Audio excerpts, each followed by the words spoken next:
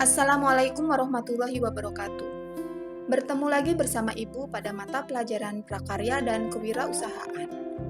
Pada kesempatan kali ini, kita akan belajar tentang perencanaan usaha makanan internasional dengan topik perencanaan pemasaran serta penyusunan proposal usaha makanan internasional. Banyaknya wisatawan yang datang ke Indonesia dapat menciptakan peluang yang sangat besar untuk membuat usaha makanan internasional. Indonesia kaya akan berbagai jenis bahan pangan, baik nabati maupun hewani.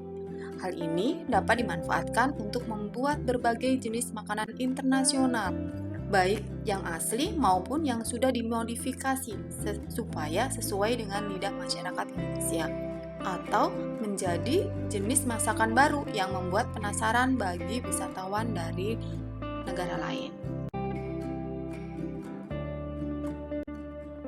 Langkah awal sebelum memulai sebuah usaha makanan internasional adalah dengan menentukan segmentasi pasar.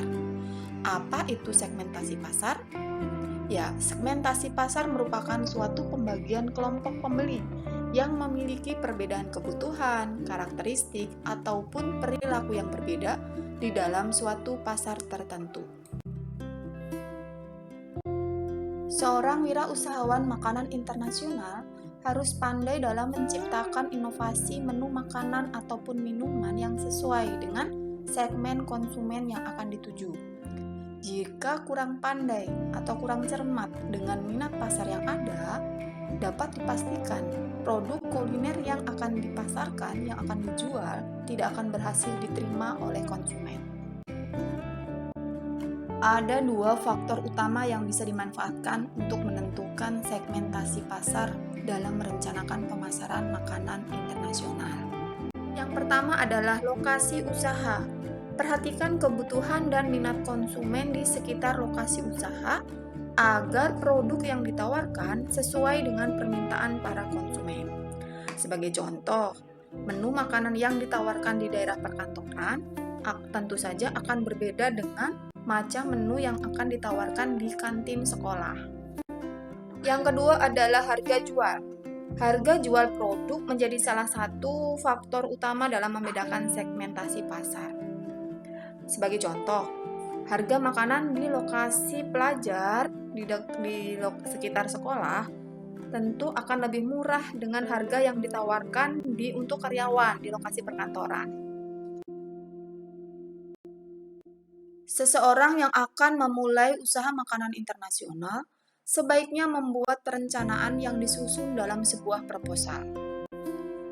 Isi proposal dapat menjelaskan tentang visi misi, kemudian tujuan dan kegiatan usaha, serta profil usaha makanan yang akan dibuatnya. Proposal juga berisi tentang strategi pasar yang meliputi segmenting, targeting, dan positioning. Segmenting pasar adalah dengan menjadikan pembeli sebagai target yang akan dicapai. Produk yang akan dibuat adalah produk yang dapat dinikmati oleh berbagai kalangan dari masyarakat dengan tingkatan yang berbeda, mulai dari anak-anak sampai orang dewasa. Kemudian targeting pasar adalah kalangan masyarakat setempat pengguna produk. Dan yang terakhir, positioning merupakan inovasi dengan cara menambahkan bahan baku yang membedakan makanan tersebut dengan makanan yang lain. Tampilannya lebih menarik, lebih unggul, kualitasnya lebih baik, sehingga konsumen dapat mengenali dengan mudah produk yang dibuat tersebut. Isi proposal yang lain adalah analisis SWOT sebagai kelayakan usaha.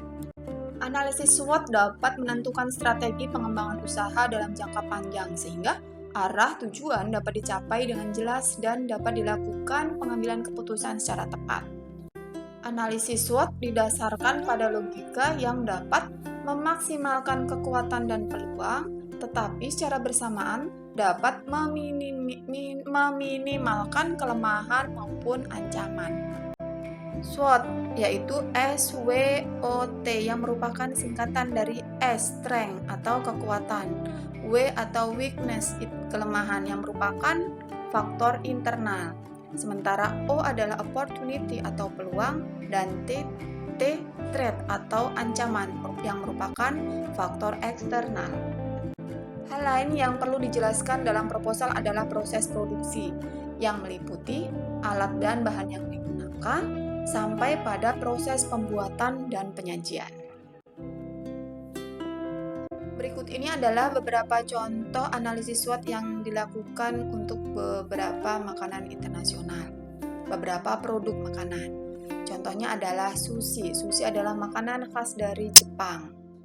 Yang pertama adalah S atau strength. Kekuatan makanan ini adalah mengenyangkan, banyak mengandung karbohidrat, protein maupun vitamin, rasanya unik, serta penampilannya menarik. Kemudian W, weakness. Kelemahannya adalah bahan yang digunakan cukup mahal dan susah didapat. O, opportunity. Peluangnya, orang jarang yang menjual produk ini.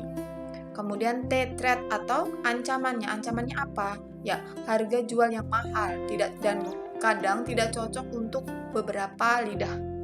Contoh selanjutnya adalah somai, makanan khas dari Cina. Kekuatan dari somai adalah sehat karena proses pengolahannya yang dikukus dan lebih praktis. Kelemahannya, porsinya kecil dan dalam keadaan dingin, teksturnya lebih keras. Opportunity atau peluang. Somai diminati banyak orang dan cocok di banyak lidah. Sementara threat atau ancamannya, makanan ini mudah basi dibandingkan dengan produk lain dan banyaknya saingan dengan harga yang lebih murah. Oke, selanjutnya kalian bisa mengerjakan tugas mandiri berikut ini.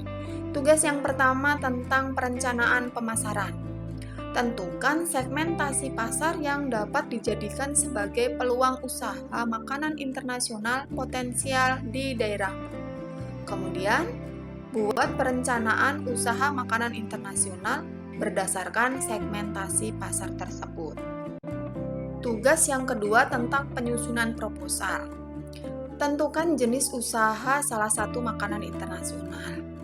Kemudian tentukan segmenting, targeting, dan positioning pasar. Buat analisis SWOT sederhananya. Yang terakhir, buat proposal usaha makanan internasional yang sudah kalian tentukan jenisnya. Ya, sampai di sini dulu pembelajaran kita kali ini.